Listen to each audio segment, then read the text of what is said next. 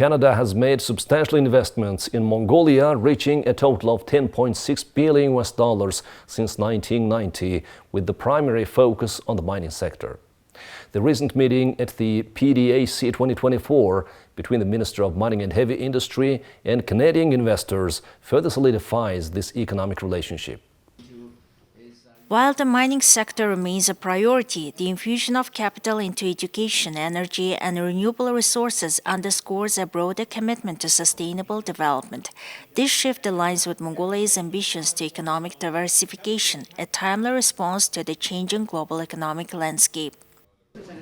So we're very excited, first of all, to welcome the Mongolian minister and delegation here today. Number two is an investment company with over 30 years of experience investing in the mining sector. We believe that we bring a lot of value with our partners in Canada with our mining technologies.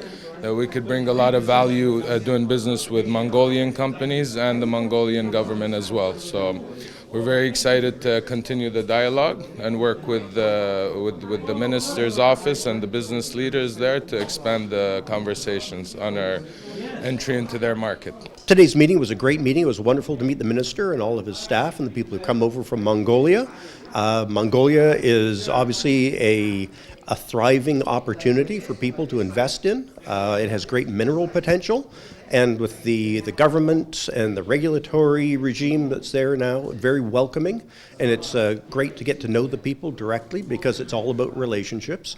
And Brian Wilford is a great representative here as the Honorary Consul of Mongolia, and I'm really grateful for him to have facilitated this meeting, and I'm looking forward to more tomorrow at PDAC and meeting more Mongolian companies to talk about the potential.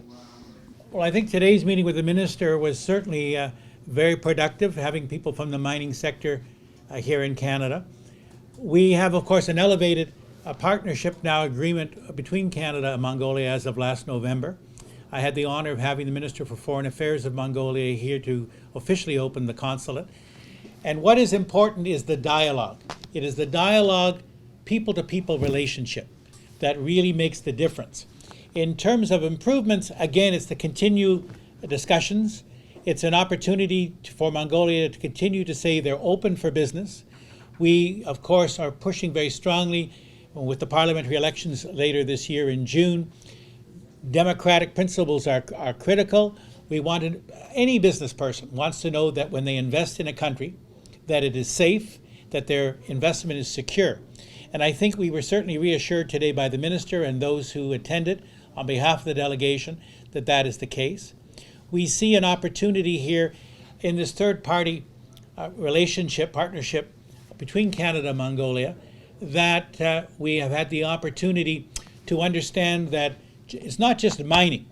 It's an opportunity on education, on technology, on clean energy, which is important.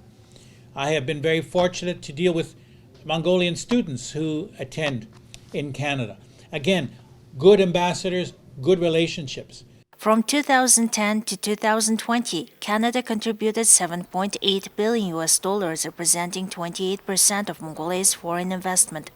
There are 158 Canadian companies operating in Mongolia, 8 of which are listed on the Toronto Stock Exchange.